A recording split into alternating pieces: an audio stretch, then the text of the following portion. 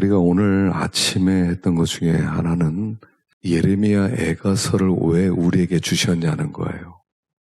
여기 하나님의 진노, 하나님의 심판이 나타났는데 우리에게 왜 이런 진노와 심판을 미리 보여주시냐는 것입니다. 성경은 하나님의 진노가 있다는 것을 우리에게 가르쳐주는 책이라고 그랬어요. 또 하나님은 우리를 심판하시는 분이시다. 그래서 진노라는 단어가 240번 정도 나온다고 했고요. 또 심판이라는 말씀이 약 225번 나오는데 합치면 460번 이상 되는 말씀이 우리에게 경고하고 있다는 사실입니다. 그래서 우리들로 하여금 이 하나님의 진노와 심판이 굉장히 두려운 것이니까 너희들이 하나님의 진노와 하나님의 그 엄위하심, 그 공의를 미리 알고 우리들로 하여금 대비하라는 뜻입니다. 예수를 믿으면 사람들이 자꾸 뭐를 오해합니까? 예수 믿으면 공짜로 천국 간다는 거예요. 이 세상에 어떻게 살더라도 괜찮다는 거예요. 예수 믿었으니까 일단 천국 가고 그 다음에 상벌은 나중에 받는 거지. 예수 믿으면 무조건 천국 간다 생각하는데 조심하셔야 돼요. 예수 믿는 사람 중에서 배교할 사람도 있다고 성경은 누누이 가르치고 있어요. 그렇기 때문에 하나님의 진노와 심판에서 우리가 어떻게든 피하는 것이 우리가 이 세상 살아가면서 가장 중요한 일이라는 것을 우리에게 가르쳐주고 있단 말입니다. 그래서 우리가 어떻게 피할 수 있느냐, 그것은 우리가 이 세상에 마음을 빼앗기면 안 된다는 거예요. 이 세상에서는 자꾸 우리의 마음을 내어놓으라는 겁니다.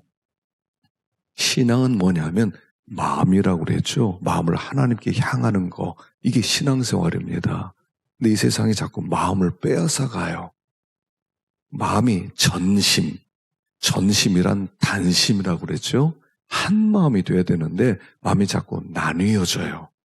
하나님도 생각하고 세상도 좀 생각하고 세상도 좀 챙겨야 돼요. 그러다 보니까 머뭇머뭇하는 엘리야가 너희들이 언제까지 머뭇머뭇하려느냐. 여호와 하나님이 참 하나님이면 하나님만 섬기고 바알이 하나님이면 바알을 섬겨라. 왜 이렇게 두 가지 신을 섬기고 있느냐. 책망하는 것처럼 지금 사람들이 머뭇머뭇거리고 있어요. 어떻게 생각하면 우리가 이 세상의 마귀 역사란 뭐냐 하면 마음을 나뉘는 거예요. 하나님만 향하는 것을 마음을 나뉘게 만드는 거, 이게 마귀의 역사예요. 여러분 손자병법 중에요 6번째가 뭐냐면 성동격서란 말이 있어요. 성동격서. 성동격서가 뭐냐면 동쪽에서 소리를 치고 서쪽을 친다는 얘기예요. 양동작전을 한다는 거죠. 그래서 이게 항우와 유방의 싸움에서 나오는 고사인데요.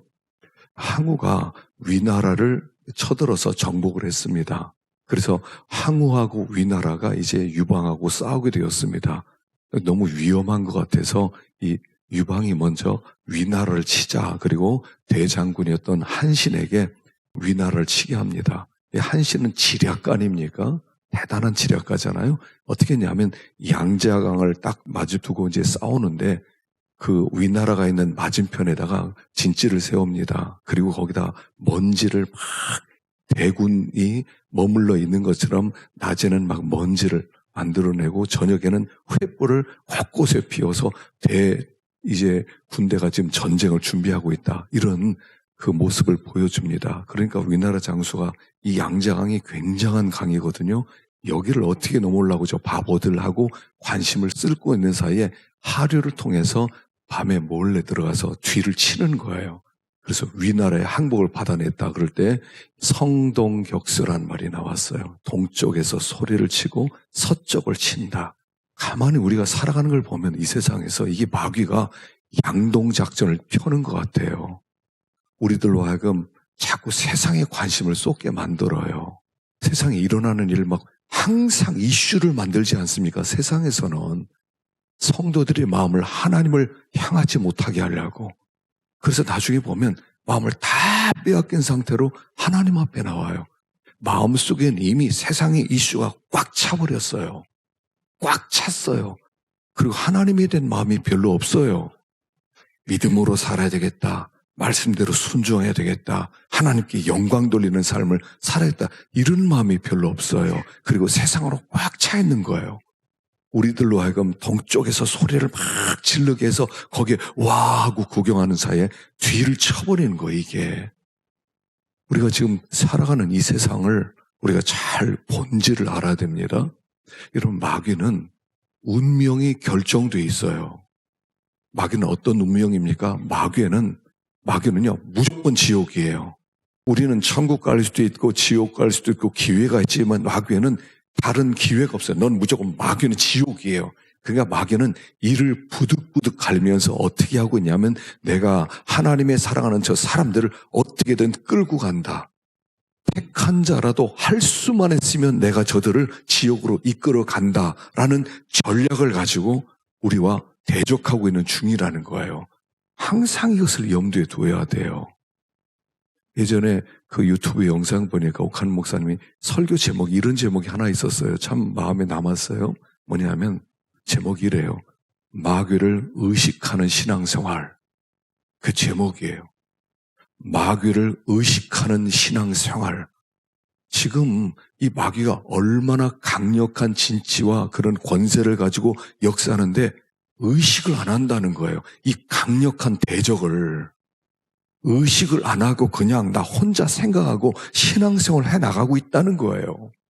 안 끌려가겠냐 하는 것입니다. 항상 마귀를 염두에 둬야 돼요. 그래서 하나님의 심판, 하나님의 진노를 피하라는 거예요. 그래서 우리들이 이 세상에서 다 누리려고 하지 말라는 거예요. 다니엘처럼 살라는 겁니다. 바벨론의 포로로 끌려간 다음에 뜻을 정했던 것처럼 나는 이 바벨론의 사람을 더럽게 하는 신앙을 더럽히는 것으로부터 나는 나를 더럽히지 않는다. 나는 나를 지킨다. 나는 이 바벨론의 모든 문명과 모든 즐거움을 누리지 않겠다. 그렇게 생각하고 그가 거기서 자기를 지키는 거예요. 바울도 겐그리아에서 서원을 한 게 그거 아닙니까? 겐그리아에서 서원을 하고 그리고 고린도에서 1년 반 동안 선교를 했어요. 이 선교를 하는데 이 고린도가 얼마나 발전되었고 쾌락의 도시인지 바울이 마음이 흔들렸단 말입니다. 그래서 내가 여기서 서원을 해야 되겠다. 하나님, 내가 고린도에 사는 동안 나실은 서약을 합니다.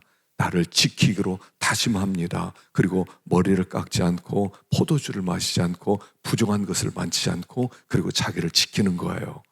그리고 고린도를 떠날 때 머리를 깎는 거예요. 내가 이 고린도에 살면서 이 고린도의 화려함과 이 고린도의 즐거움 여기에 내가 빠져들 것 같다.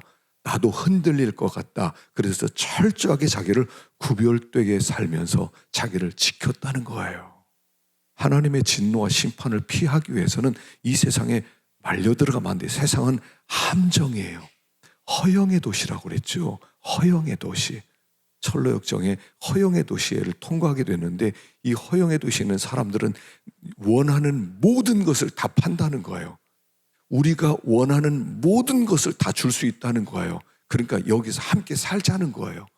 근데 이 크리스찬하고 소망이는 어떻겠습니까? 우리가 원하는 것은 세상에서 단 하나도 줄 수 없습니다. 우리가 원하는 것은 이 세상에 없는 것들입니다. 우리는 이 세상에 마음을 둘 수가 없습니다. 떠나려고 그러니까 잡아서 핍박을 하는 거예요. 네가 정말 생명을 가진 자냐? 네가 정말 이 땅에 없는 믿음을 가진 자냐? 네가 정말 평강을 가진 자냐? 한번 시험해보자. 그리고 막 핍박을 하는 거예요. 자, 그래도 네가 그걸 가지고 있다고 생각하느냐? 이 허영의 도시, 여기를 우리는 통과하는 것이지 여기서 사는 것이 아니라는 거예요. 우리 마음을 빼앗기고 여기서 살면 하나님의 진노와 심판을 우리는 고스란히 받을 수밖에 없다 하는 것을 오늘 아침에 생각해 보았습니다. 3장 앞부분은 어떤 말씀이 있었습니까? 우리에게 이런 상황 속에서라도 소망이 있다는 거죠. 그 소망이 뭐냐면 여기 나온 대로 하나님의 그 무궁하신 은혜와 긍휼, 그 은혜와 긍휼은 인자와 긍휼 이렇게 나왔는데 그 인자라고 하는 요 단어는 헤세드란 단어라고 그랬죠. 헤세드. 헤세드라는 한이 없는 끝없는 하나님의 사랑을 얘기하는 것. 인자와 긍휼이 무궁하심으로 우리가 진멸되지 아니함입니다. 자, 이 진멸되지 않았다는 것은 무슨 뜻이냐면 하나님의 진노가 쏟아 부어졌어요. 하나님께서 바벨론을 보내셨어요. 그리고 피비린내 나는 그런 사륙이 있었어요. 엄청나게 많은 사람이 죽임을 당하고 그리고 모든 것을 다 빼앗기고 불에 타버리고 사람들이 포로로 끌려가고 거기에 아이들이 다 고아가 되고 먹을 것이 없어서 굶어 죽어가고 있고 여자들은 겁간을 당하고 있고 이와 같은 상황 속에서 생각해 보니까 중심의 회상의 본즉 내 마음에 생각이 드는데 하나님이 진노가 쏟아졌음에도 불구하고 하나님이 은혜를 남겨두셨더라는 거예요. 은혜를 남겨두셨어요. 내가 아직 살아있고 우리 민족이 포로로 끌려갔지만 아직 저 바벨론에 살아있고 하나님의 은혜가 끝나지 않은 거구나. 하나님이 이 유대민족 싹쓸이해서 완전히 없애버렸다면 완전히 그는 끝나는 건데 하나님이 아직 남은 자를 남겨두었구나. 하나님의 우리를 향한 언약은 아직도 유효하구나. 그게 소망의 불꽃이 피어오르다는 거예요. 남은 자. 어떤 시대든 남은 자가 있어요. 여러분, 시대를 보면서 낙심할 게 없어요. 세상이 이렇게 타락했다, 세상이 어쩌다, 여러분 부정적인 걸 보는 사람은 항상 부정적이에요. 근데 그 속에 바알에게 무릎 꿇지 않은 7천 명의 남은 자가 있다는 거예요. 하나님의 백성이 숨어 있는 거예요. 그건 무슨 뜻이냐면 하나님이 우리를 향한 그 인자와 긍휼하심이 무궁하기 때문에 하나님이 우리를 향한 약속은 아직 유효하다는 것을 여기 증명을 하는 거예요. 이걸 생각할 때 그렇구나. 하나님의 약속은 끝난 게 아니구나. 하나님의 인자는 끝난 게 아니구나. 하나님이 여전히 우리를 사랑하시구나. 여전히 하나님을 사랑하셔서 언젠가는 회복시키겠구나 하는 소망을 갖게 되는 거예요. 그래서 신자는 항상 소망을 가진 존재예요. 항상 세상이 어떠하더라도 소망이 있는 존재예요. 성도는 밝아야 돼요. 긍정적인 것을 봐야 돼요. 부정적인 것 초점 맞추지 마세요. 항상 긍정성이에요. 하나님이 살아계시기 때문에. 하나님께서 우리와 하신 언약은 영불변하시니 그 나라까지 가기는 늘 보호하시네 하는 이게 우리 마음 가운데 있어야 된다 하는 거예요. 이런 소망이 있음에도 불구하고 우리는 여전히 고난 가운데 있다는 거예요. 나라가 망했어요. 여러분, 이 나라가 망했다는 것은요, 끝났다는 얘기예요. 우리가 나라가 한국이란 대한민국이란 나라가 강하니까 밖에 나가서도 대접받는 거거든요. 코리아 그러면 코리아 이렇게 알아준단 말입니다. 그런데 나라가 망하면 코리아 그러면 망한 나라고 무시를 당하는 거예요. 지금 이와 같은 상황이라는 것입니다. 자, 25절 읽어보십시다. 25절부터 28절까지를 읽어보겠습니다. 시작. 기다리는 자들에게나 구하는 영혼들에게 여호와는 선하시도다. 사람이 여호와의 구원을 바라고 잠잠히 기다림이 좋도다. 사람은 젊었을 때 멍에를 매는 것이 좋으니 혼자 앉아서 잠잠할 것은 주께서 그것을 그에게 메우셨음이라. 멍에를 맸다는 거예요. 멍에. 이 멍에라고 하는 것은 나라가 망하고 집들이 불타고 그리고 살 곳이 막막하고 포로로 끌려가고 종으로 살아가고 먹을 것이 없고 자녀들도 뿔뿔이 흩어지고 이와 같은 고난을 얘기하는 것. 이 멍에를 하나님이 우리에게 허락하셨는데 하나님께서 주신 이 멍에를 여기 잠잠히 매는 게 좋다는 것입니다. 잠잠히 멍에를 매라. 전혀 이 유대 백성들은 생각할 수 없는 고난을 당하기 시작했어요. 이 고난이 어떻게 왔지? 그리고 앞으로 깜깜해요. 전혀 계획에도 없는 그런 멍에를 맺습니다. 이 멍에라고 하는 것은 소 등어리에다가요, 나무로 된 이렇게 생기면서 거기에다가 뒤에 수레를 거는 거예요. 거기다가 그 멍에를 멍에다 수레를 걸면 이게 소가 걸어가면서 이 수레가 끌려오는 거예요. 그러니까 굉장히 무거운 겁니다. 근데 하나님이 유다 백성들에게 멍에를 줬다는 거예요. 계획에도 없는 멍에. 그 멍에를 잠잠히 매라는 거예요. 하나님이 우리에게 주신 이 멍에니까 그 멍에를 잘 감당해라 하는 그런 뜻이에요. 그래서 하나님이 우리에게 멍에를 때때로 매게 하세요. 우리가 믿음 생활하면서 멍에를 매게 하시는데 이 멍에 때문에 사실은 굉장히 힘들어요. 소의 등어리에다가 그걸 메고 뒤에다가 마차를 붙이고 그걸 끌고 갈 때 거기다 짐이라도 잔뜩 싣고 가면 얼마나 무거운지 몰라요. 그런데 그 멍에를 하나님이 매게 했다는 겁니다. 유대 백성들에게 매게 했다는 겁니다. 하나님이 주신 멍에는 일찍 매는 게 좋다는 거예요. 그래서 여기 젊었을 때 멍에를 매는 것이 좋다 이렇게 말해요. 그리고 멍에를 맬 때 혼자 앉아서 잠잠할 것은 주께서 그것을 그에게 메우셨습니다. 하나님이 우리에게 멍에를 주셨다는 겁니다. 그래서 하나님이 주신 멍에는 하나님이 나에게 이유가 있어서 허락했으니까 그 멍에를 잘 매라는 거예요. 왜 하나님이 우리에게 이런 멍에를 매게 하느냐는 겁니다. 우리가 살아가면서 하나님이 각자에 주신 멍에가 있는데 왜 그 멍에를 매게 하십니까? 사람은요, 멍에를 메어보지 않으면 기고만장하거든요. 기고만장해요. 이 세상이 천하가 자기 건 줄 알아요. 그래가지고 사람이 못 될 때는 이 멍에를 매보지 않은 사람, 고생 안 해본 사람, 이런 사람은요, 교만이 하늘을 찔러요. 멍에를 매보지 않았어요. 그러니까 기고만장해지는 거예요. 그래서 하나님이 멍에를 주시는 거예요. 성도는 특별히 멍에가 있어야 돼요. 이 멍에가 있어야 눈물을 흘리고 아파하고 하나님을 찾게 되고 연단을 받게 되고 다듬어지게 되고 믿음의 길을 걷게 되지. 여러분 멍이 없어 보세요. 뭐가 될지 몰라요. 이 멍에를 잘 매면 멍이 때문에 바른 길을 걷게 돼 있어요. 멍에 때문에 하나님을 찾으면서 믿음의 길을 걷게 되어 있어요. 그 루터는 이렇게 얘기를 했어요. 우리에게 주는 시련이란 그리스도인이 되게 만드는 유일한 방법이다 그랬어요. 우리에게 주신 멍에가 우리가 그리스도인 되게 하는 유일한 방법이라는 거예요. 그 시련이 없이는, 멍에가 없이는 사람은 내가 알아서 다 합니다. 내가 알아서 겸손합니다. 내가 알아서 하겠습니다. 하지만 사실 멍에가 없으면 사람은 기고만장하게 돼 있어요. 그리스도의 길을 걸어가요. 멍이 없어지면 금방 교만해지는 거예요. 그래서 하나님 우리에게 멍에를 주시는 거예요. 그래서 이 멍에를 매본 사람은 다듬어지기 시작해요.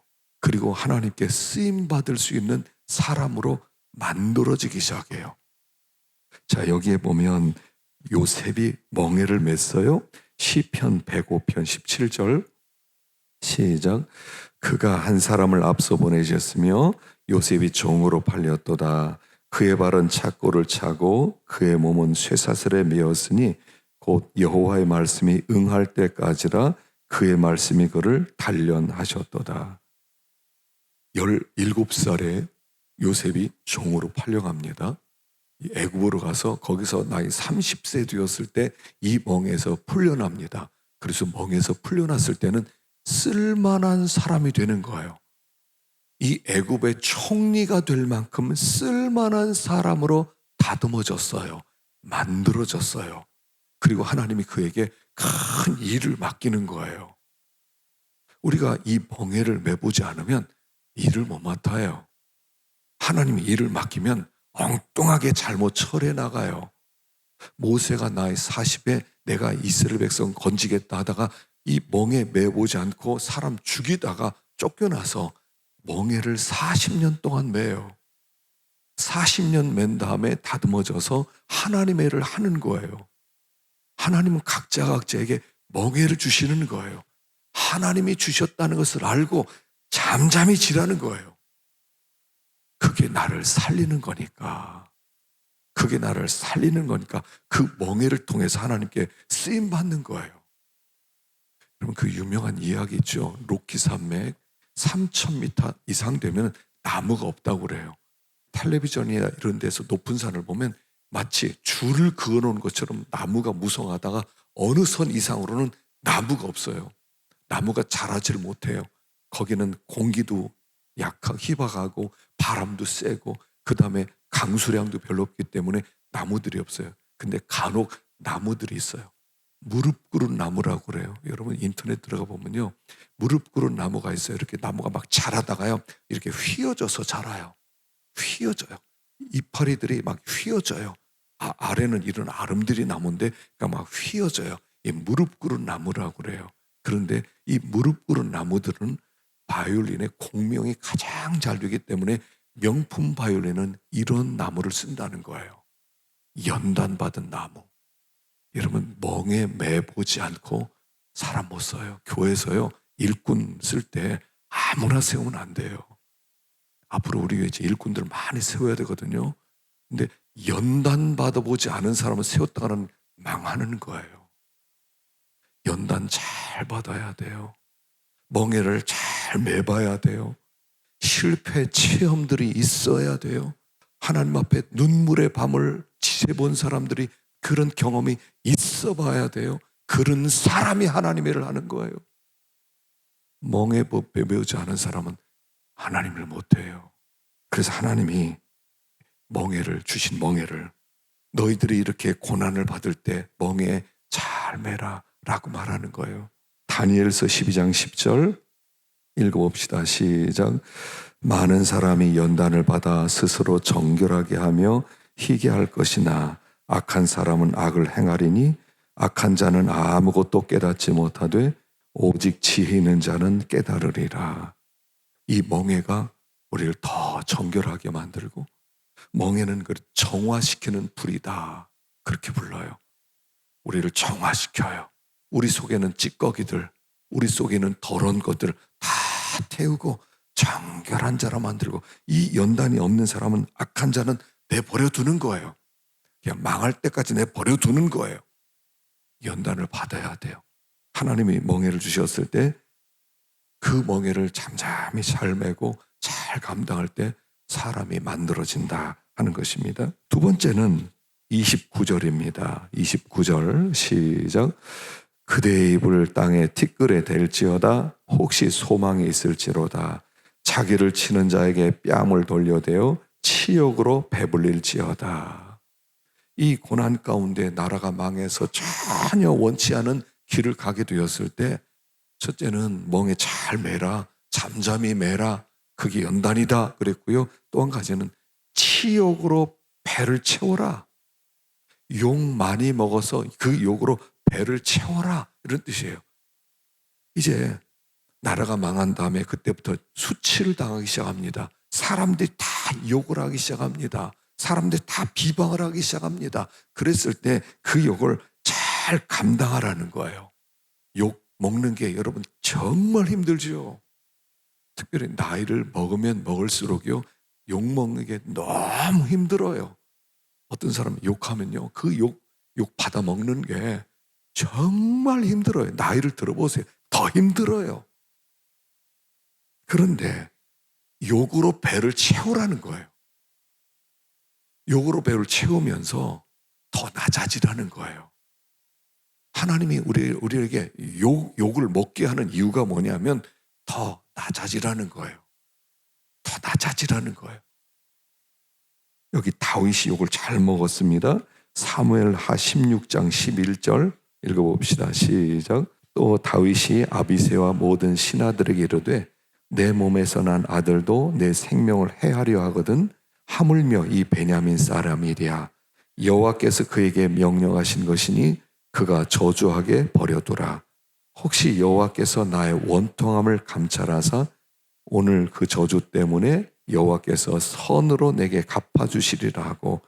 자, 다윗이 이제 압살롬이 반역을 일으켜서 도망가는데 시므이가 와서 막 욕을 합니다. 그러니까 아비새 장군이 임금이 어떻게 저런 게 욕을 다 합니까? 내가 잠깐 기다려서 죽이고 오겠습니다. 그럴 때 아니 내버려둬라. 욕하게 내버려둬라. 저 욕하는 것은 하나님이 저를 시켜서 나에게 욕하는 것이다. 이 욕은 내가 먹어야 될 욕이다. 이렇게 생각했다는 거예요. 내가 먹어야 될 욕이다. 우리가요, 먹어야 될 욕이 있어요. 그 욕을 받아야 돼요. 하나님께서 어떤 때 우리에게 욕 먹도록 허락하세요. 그 욕을 받아야 돼요. 그게 겸손해지는 거예요. 그게 겸손해지는 거예요. 그리고 그 욕을 막 먹다 보면 눈물이 쑥 나기도 하고요. 억울하기도 하고요. 속상하기도 하고요. 그러면서 욕을 먹을 때 하나님이 우리를 어떻게 봐주셔야 하면 불쌍하다. 이렇게 봐주는 거예요. 안 먹어도 될 욕까지 먹는구나. 참 불쌍하다. 그래서 하나님의 불쌍히 여김을 받도록 욕을 더 많이 먹으라는 거예요. 욕 먹는 훈련도 좀 해야 돼요. 욕을 가끔씩 먹어야 돼요. 뒤에서 교인들이 수근수근거리면 그 욕을 때려 먹어야 돼요. 어떤 때 받아야 될 욕이 있어요. 그 욕을 먹어야 돼요. 그리고 나서 욕 먹은 다음에 막 속으로 화내는 게 아니라 하나님, 내가 받아야 될 욕을 내가 먹었습니다. 그리고 나서 더 겸손해지는 거예요. 그럼 하나님이 나를 불쌍히 여긴다는 거예요. 내가 욕만 잘 먹어도 불쌍히 여겨주신다는 거예요. 하나님이 나에게 불쌍히 여겨주셔서 은혜를 베풀어 주신다는 거예요. 욕을 하나도 안 먹고 살겠다. 내가 살면서 난 욕 하나도 안 먹을 거다. 여러분 이렇게 생각하지 마세요. 먹어야 될 욕은 받아 먹어야 돼요. 그래야 그 낮아지는 거예요. 그리고 불쌍히 여김을 받을 때 하나님이 은혜를 베풀어 주셔서 그를 높여주시는 거예요. 예수님이 욕을 많이 먹었어요. 욕을 받으시되 대신 욕하지 아니하시고 할 만큼 욕을 많이 먹었어요. 예수님처럼 욕 많이 먹은 사람이 어디 있어요? 예수님 욕 많이 먹었어요.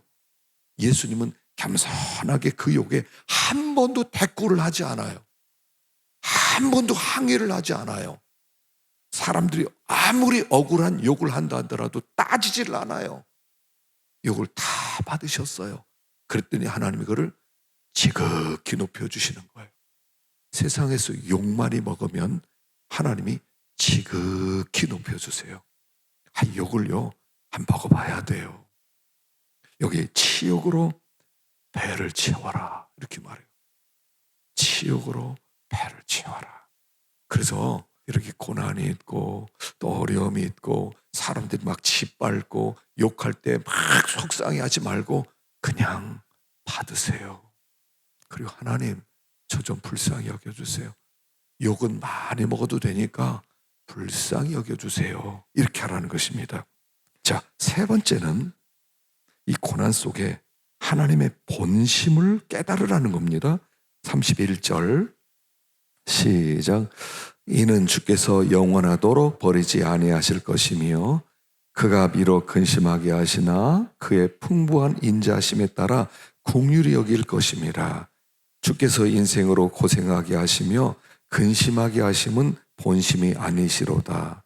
세상에 있는 모든 갇힌 자들을 발로 밟는 것과 지존자의 얼굴 앞에서 사람의 자판을 굳게 하는 것과 사람의 송사를 억울하게 하는 것은 다 주께서 기쁘게 보시는 것이 아니로다. 자, 이 고난을 주시는 하나님의 본심이 뭐냐는 거예요. 내가 안 져도 되는 그런 멍에 이런 고난을 주시는 이유가 뭐냐는 거예요. 하나님의 본 마음이 뭐냐는 거예요. 하나님, 내가 고생 잭싸하게 하고 내가 힘들고 내가 괴로워하고 하나님이 그걸 즐기는 분이냐, 그런 거 아니라는 거예요. 제일 먼저 첫째는 뭐냐면 하나님의 본심은 자기 백성을 영원히 버리지 않는다는 거예요. 잠깐 버리는 거예요. 잠깐 고난을 주시는 거예요. 그러나 잠깐 버리시고 영원히 자기 것으로 만들기 위해서 우리에게 고난을 주는 것, 이게 하나님의 본심이라는 거예요.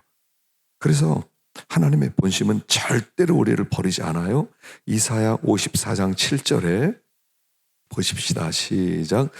내가 잠시 너를 버렸으나 큰 궁일로 너를 모을 것이요 내가 넘치는 진노로 내 얼굴을 내게서 잠시 가렸으나 영원한 자비로 너를 긍휼히 여기시리라. 내 구속자 여호와께서 말씀하시느니라. 여기 잠시 너를 버렸으나 큰 긍휼로 모을 것이고 내가 잠시 넘치는 진노로 가렸으나 영원한 자비로 너를 긍휼히 여기리라. 잠시, 하나님의 본심은 잠시 고난을 주시고 영원한 자비를 베푸는 게 하나님의 계획이에요. 하나님은 잠시예요.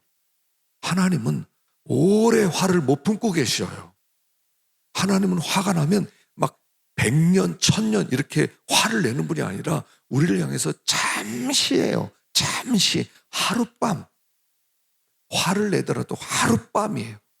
아빠가 자녀를 혼내는데 잠깐 혼내지 계속 혼내는 이 부모는 아주 나쁜 부모지요. 그러나 우리 하나님은 그런 하나님이 아니에요. 잠시 고난을 주세요. 그리고 나서 곧 더 큰 은혜를 베풀어 주세요. 그래서 우리가 잠시 고난을 당할 때 섭섭하게 생각지 말라는 거예요. 시험 들지 말라는 거예요. 하나님이 살아계시는데 왜 내가 이런 어려움 당하느냐? 도대체 하나님이 살아있느냐? 도대체 하나님이 나 사랑하는 거냐? 이렇게 시험 들지 말라는 거예요. 하나님은 잠시예요. 우리 하나님이 우리 혼내는 거요, 잠깐이에요. 우리가 자녀들을 혼낼 때 오래 혼내지 못해. 화를 품고 있으면 아빠가 견디지를 못해요. 회초리를 때려놓고 집에 아이들을 자고 있으면 안티브라민 가지고 종아리에 발라주지 않아요? 아빠의 마음이잖아요. 이게 하나님의 마음이라는 거예요. 하나님의 본심은 잠시지 영원히 버리는 것이 아니다. 하나님은 절대로 우리를 버리실 리가 없다. 하나님은 은혜 하나님이다. 여러분, 그 창세기 보면 하갈 이야기 나오지 않습니까? 하갈이 아브라함의 집에 종으로 있다가 첩이 되어서 이스마엘을 낳았어요. 그리고 나서 나중에 집에서 이삭 낳은 다음에 쫓겨납니다. 사실 하갈하고 이스마엘은 하나님의 약속과 관계없는 사람입니다. 쫓겨납니다. 그런데 이 하갈이 자기 아들이 물이 없어서 죽어가는 걸 보고 거기서 방성대곡을 하니까 하나님께서 그 옆에 물을 터뜨려 주셔서 물을 주세요. 이런 하나님이세요. 우리 하나님은 예수를 믿지 않은 하갈에게도, 하나님의 택한 사람 아닌 사람에게도 불쌍히 여기는 하나님이세요. 근데 하나님이 자기의 자녀들은 우리들을 얼마나 더 돌보시겠느냐 하는 것입니다. 하나님의 보심 첫째, 잠깐이지만 영원히 버리지 않는다 하는 거고요. 두 번째는 하나님의 본심은 뭐냐 하면 우리가 엎드려서 부르짖고 하나님만 찾기를 원하는 겁니다. 시편 30편 5절 시작. 그의 노염은 잠깐이요 그의 은총은 평생이로다. 저녁에는 울음이 깃들을지라도 아침에는 기쁨이 오리로다. 여호와여 내가 주께 부르짖고 여호와께 간구하기를 내가 무덤에 내려갈 때 나의 피가 무슨 유익이 있으리요? 진토가 어떻게 주를 찬송하며 주의 진리를 선포하리까? 주께서 나의 슬픔이 변하여 내게 춤이 되게 하시며 나의 베옷을 벗기고 기쁨으로 띠띠우셨나이다.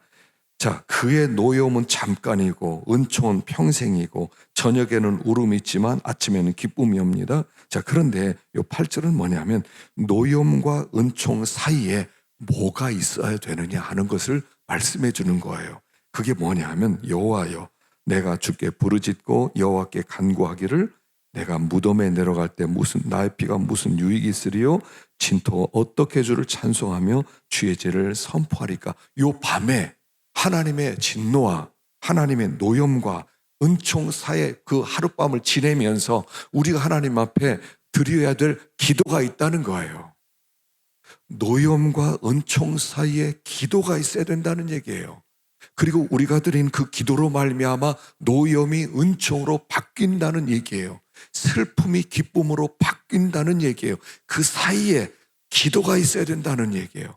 하나님께 부르짖음이 있어야 된다는 얘기예요. 하나님을 찾아야 된다는 얘기예요. 그것을 얘기해요. 그 사이에 노염과 은총 사이에 하나님을 찾으라는 거예요. 이게 하나님 마음이에요. 하나님 마음은 우리가 하나님을 그냥 그렇게 찾길 원해요. 하나님만 정말 찾기를 원해요. 하나님 한 분만으로 살기를 원해요. 하나님 외에 어떤 다른 것도 찾지 않기를 원하는 거예요. 그래서 우리가 하나님, 그냥 하나님 한 분. 중세 AD 400년경에 살았던 시몬이라는 사람이 있어요. 시몬. 이 사람은 어떤 사람이냐면 기둥을 만들어 놓고 기둥에서 수도한 사람이에요. 왜냐하면 하도 사람들이 많이 찾아오니까 기둥을 나중에 처음에는 2m, 3m, 4m 이렇게 기둥 높이를 하다 나중엔 15m짜리 높은 기둥을 만들어 놓고 거기서 기거했어요. 거기서 기거하면서 기도 생활하고 그리고 거기서 수도 생활하고 그렇게 했어요. 한 번은 이런 유혹이 있더래요. 막 기도하는데 천사가 황금마차를 타고 오더니 하나님이 너를 너무 기뻐하신다. 이걸 타고 하나님 너를 데려오라고 그랬다. 타라. 그래서 시몬이 너무 좋아가지고 거기다 발을 딱 딛는 순간에 사라지면서 마귀가 너 별 수 없구나. 너 역시 너도 이렇게 영광을 좋아하는구나. 그리고 사라지더래요. 그리고 나서 그 다음부터 그 올렸던 발이 붓기 시작하면서 곪기 시작하면서 구더기가 슬기 시작하더래요. 그리고 이 사람이 그때부터 회개를 시작하는 거예요. 하나님, 내 마음 가운데 내가 돌을 닦고 내가 수도한다고 하면서 내가 하나님을 사랑한다고 하면서 내 마음속에는 영광을 사랑하는 마음이 있었습니다. 그리고 나서 그 오른발인지 왼발인지 구더기가 막 쓰는데요. 구더기가 막 살 뜯어먹으라고 내버려 두는 거예요. 이런 발은 내버려 둬야 돼. 구더기야 뜯어먹어라. 뜯어먹어라. 그렇게 해요. 그리고 구더기가요. 뜯어먹다가 떨어졌어요. 바닥으로. 기둥에서 떨어졌어요. 그럼 이 사람이 내려가서 밑바닥에 있는 그 기도기를 다시 다 갖고 올라와서 자기 발 위에 올리면서 더 뜯어먹어라. 이렇게 얘기했다는 거예요. 옛날에 그런 수도했던 사람들은 뭐냐 하면 마음 가운데 정말 하나님만 찾기를 원했다는 거예요. 하나님만 찾기를 원. 말이 이해가 안 되죠. 이게 무슨 말이 돼요. 이게 구더기가 있으면 치워야죠. 그런데 그들의 마음 가운데는 정말 하나님을 사모하는 마음으로 가득 찼다는 거예요. 사람들이 오니까 나중에 깊은 산속으로 들어가요. 더 깊은 사막으로 들어가요. 유명해지고 사람들이 기도받으러 오니까 막 더 떠나는 거예요. 그들 마음 가운데는 하나님만 사랑하는 마음이 있었어요. 하나님께서 우리에게 원하는 것은 하나님만 사랑하기를 원하는 거예요. 오늘 우리들의 문제는 뭐냐면 말로만 그런다는 거예요. 하나님을 사랑하는 마음 자체가 없다는 거예요. 흉내만 낸다는 거예요. 폼만 재고 있다는 거예요. 그렇게 하나님을 사모하고 갈급하고 그 수도 규칙 중에 하나가 베네딕트 수도원에는 하나가 있는데 수도사들은 쓸데없이 다니지 마라. 영혼의 유익이 없다. 영혼의 유익이 없는 걸음걸이는 하지 마라. 영혼의 유익 없는 쓸데없는 일은 하지 말라는 거예요. 우리는 너무나 많은 일을 하고 있어요. 그게 다 하나님을 사랑하는 길이냐는 거예요. 정말 내 믿음에 유익이 되는 그런 일을 하고 있냐는 거예요. 지금 내가 믿음에 전혀 유익이 안 되는, 하나님을 사랑하는데 도움도 안 되는 그런 일만 하고 있다는 거예요. 하나님께서 본심인 거예요. 하나님의 노여움과 은총 사이에 너희들이 나만 사랑하기를 원한다. 너희들 마음에 나만 있었으면 좋겠다. 마음 뺏기지 않았으면 좋겠다. 너희들이 완전히 나로 충만해지면 좋겠다. 하나님이 우리를 너무 그렇게 기다리고 있다는 거예요. 천국은요, 주님으로 충만한 곳이에요. 죽음의 날을 기다릴 수 있는, 죽음의 날이 축복의 날입니다라고 할 수 있는 거기까지 가야 된다는 거예요. 우리 마음 가운데 죽음은 어떻게? 주님을 안 사랑해서 그래요.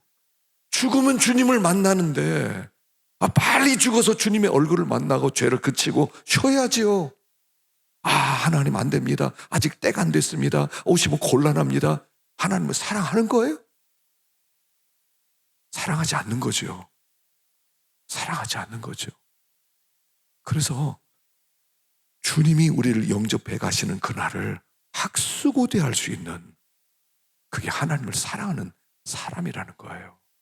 그래서 노여움과 은총 사이에 하나님을 사랑하는 마음으로 가득 채워지는 거예요. 하나님은 우리를 절대로 버리지 않는데,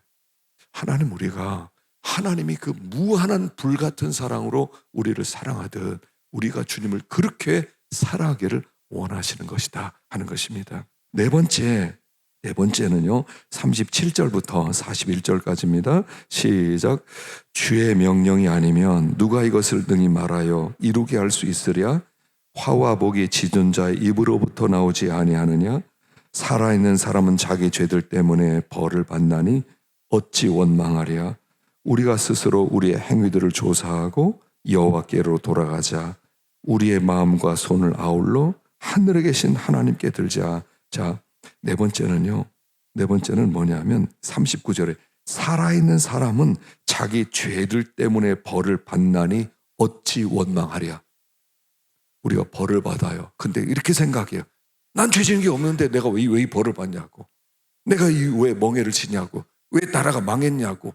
나는 죄 지은 게 하나도 없는데 왜 이런 일을 내가 당해야 되느냐고 원망을 하는데, 사실 돌아보면 죄 때문에 다 벌을 받는 거예요.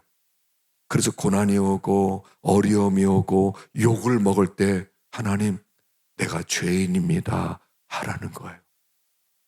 하나님, 내가 죄인입니다. 그리고 원망하지 말라는 거예요. 고난을 받을 때 누구 탓하지 마세요. 누구 때문이라고 하지 마세요. 누구 때문이라는 것은 다 무슨 뜻이냐면, 아담이 내가 선악과를 따먹은 것은 하나님이 만들어주신 하와가 주어서 먹었습니다. 그 얘기는 뭐냐면 하나님 탓입니다, 이런 뜻이에요. 우리는 모든 원인을 하나님께 돌려요. 나를 이렇게 만든 건 하나님이다.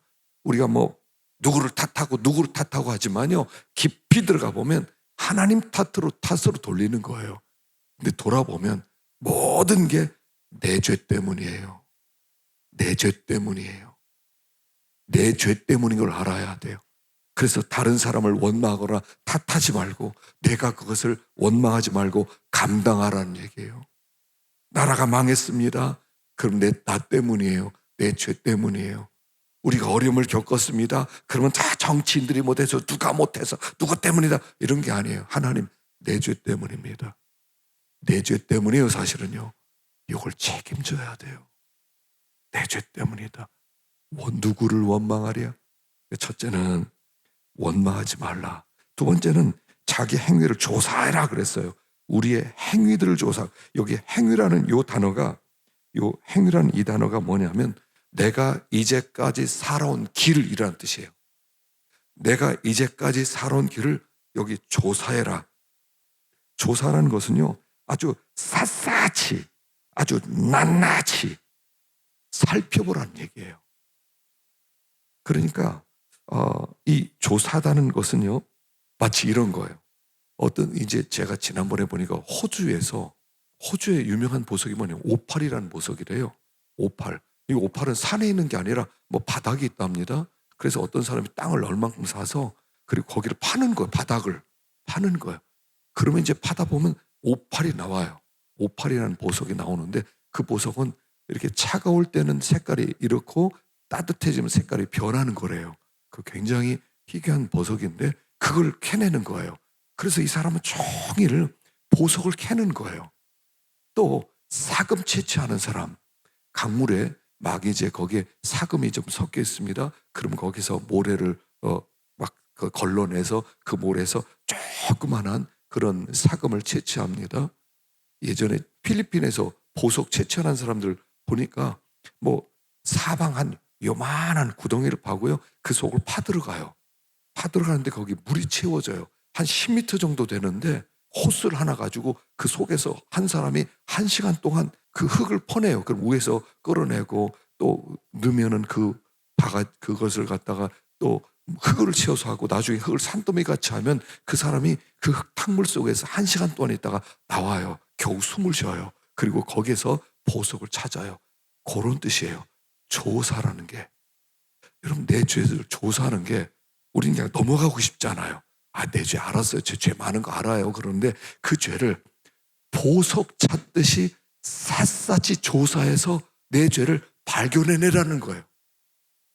하나님 앞에 내가 고난을 받을 때 내가 어떤 죄가 있느냐, 보석 찾듯이, 보석을 찾을 때 그냥 찾겠습니까? 눈을 시뻘겋게 뜨고 막 곳곳에서 보석 찾기 위해서 여기도 파고 저기도 파고, 그리고 있는 시간을 들여서 아주 세밀하게 살펴보고 하나 찾았다 하듯이 내 죄를 보석 찾듯이 그렇게 찾으라는 거예요. 낱낱이 조사해봐라. 하나님 앞에 그런 마음으로 자기의 죄를 해결하고자 하는 마음을 가지라는 거예요. 하나님, 돌아보니까 내가 이런 죄도 있었네요. 하나님, 몇 년에는 내가 이런 일도 있었는데 이것도 죄네요. 마치 보석 찾은 것처럼 죄를 찾아내면 하나님 앞에 그 죄를 찾아낸 다음에 하나님, 내가 죄인입니다. 그걸 하나님께 가지고 나오라는 거예요. 이게 낱낱이 조사라는 거예요. 내 행위를, 이제까지 살아온 길을 보석 찾듯이 내 죄를 찾아내서 그렇게 청산하라는 거예요. 그렇게 청산할 때 하나님이 우리를 거룩하게 만드시고 하나님이 우리에게 은혜를 베풀어 주시는 것이지, 내 죄는 그냥 다 잊어버려지. 우리 죄 지문에 잊어버리고 싶잖아요. 과거를 생각하지 않고 싶잖아요. 너무 아프잖아요. 너무 힘들잖아요. 그래서 다 묻어버리잖아요. 아까 하는 다 용서해 주세요. 그냥 용서해 주세요. 그렇지만 그게 진정한 회개겠습니까? 대충 회개하는 거지. 진정한 어떤 죄 하나 때문에, 그것 때문에 아파하고 그 문제를 해결하기 위해서 하나님 앞에 그렇게 나오라는 거예요. 이게 행위를 조사하고 그렇게 회개하라 하는 거예요. 세 번째는 마음과 손을 하나님께 들라 하는 겁니다. 마음과 손을 하나님께 들리라는 것은 하나님께 마음을 드리라는 거예요. 이사야 29장 13절 읽어봅시다. 시작. 주께서 가라사대 이 백성이 입으로는 나를 가까이 하며 입술로는 나를 존경하나 그 마음은 내게서 멀리 떠났나니. 입술은 가까워요. 그러나 마음은 멀리 떠났어요. 잠언 23장 26절 시작. 내 아들아 내 마음을 내게 주며 내 눈으로 내 길을 즐거워할지어다. 한마디로 마음과 손을 하나님께 들라는 것은 하나님께 마음을 드리라는 거예요. 하나님이 우리에게 원하는 것은 마음이에요. 마음. 너의 마음을 나에게 가져와라. 마음을 달라고 하는 거예요. 마음을. 하나님 마음을 드립니다. 왜냐하면 마음을 하나님께 드릴 때 하나님이 그 마음을 치료해서 돌려주시는 거예요. 이 마음은 내가 치료할 수 없어요. 이 마음의 상한 것을 내가 막 여러 가지 방법으로 고치려고 애를 씁니다. 그러나 그렇게 치료가 안 돼요.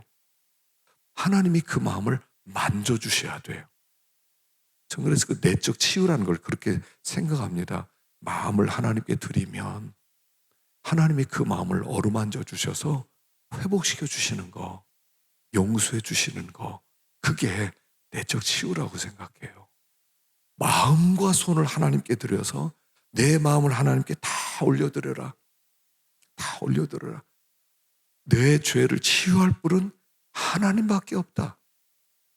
그럼 죄를 치유해 주시는 것은요, 죄를 고쳐주시는 것은 하나님밖에 없어요. 아무도 못 고쳐요. 이 세상에서는. 죄 문제에 관해서, 죄와 관련되어서 나오는 그런 아픔과 그런 상처와 그런 병은 의사도 못 고치는 거예요. 하나님만 고칠 수 있어요. 하나님이 고쳐주시는 거예요. 그래서 마음과 손을 하나님께 들어서 하나님께 마음을 올려드리고 하나님께서 그 마음을 치유해 주시도록 하나님께 드려라 하는 것입니다. 지금 우리가 당하는 이 어려움 속에서 하나님밖에 없다는 거예요. 한마디로 얘기하면 하나님밖에. 이 에가서를 통해서 우리에게 하시는 말씀은 하나님밖에 없다는 거예요. 이 땅의 문제를 치유하고 우리의 문제를 치유하고 우리의 가정의 문제를 치유하고 이 민족의 문제를 치유할 수 있는 방법은 아무도 없다는 거예요. 사람으로는 안 된다는 거예요. 하나님께 가지고 나와야 된다는 거예요. 하나님께 가지고 나오기 전에는 우리는 풀리지가 않아요. 근본적인 치료가 필요해요. 근본적. 어떤 사람 꼴 보기 싫습니다. 그럼 떠나버려요. 저 사람 내 죽어도 안 본다. 그럼 그건 치료가 아니에요. 그건 근본적 치료가 아니에요. 눈에 안 보였다고 치료된 게 아니에요. 내 마음 가운데 그 상처는 그대로 가지고 죽을 때까지 사는 거예요. 하나님 앞에 그걸 가지고 나와서 근본적 치료가 돼야 돼. 근본적 치료예요. 그래서 환경을 피한다고 해서 문제가 해결되는 게 아니에요. 우리는 가장 쉽게 환경이 바뀌어지면 치료되었다고 믿어요. 그건 거짓말이에요. 근본적으로 치료가 안 됐어요. 그 치료는 하나님만이 해줄 수 있어요. 하나님께 가지고 나와야 돼요. 하나님께 가지고 나올 때 하나님이 우리를 치료해 주시는 거예요. 그래서 하나님과 이런 관계 속에 있게 될 때 우리가 하나님의 은혜를 힘입을 수가 있고 하나님이 우리를 이 고난 속에서도 기쁨을 줄 수가 있고 이 고난 속에서 하나님의 동행하심을 체험할 수가 있다 하는 것입니다. 우리가 그런 고난 속에서 주님과의 관계가 회복되어질 수 있기를 간절히 축원합니다.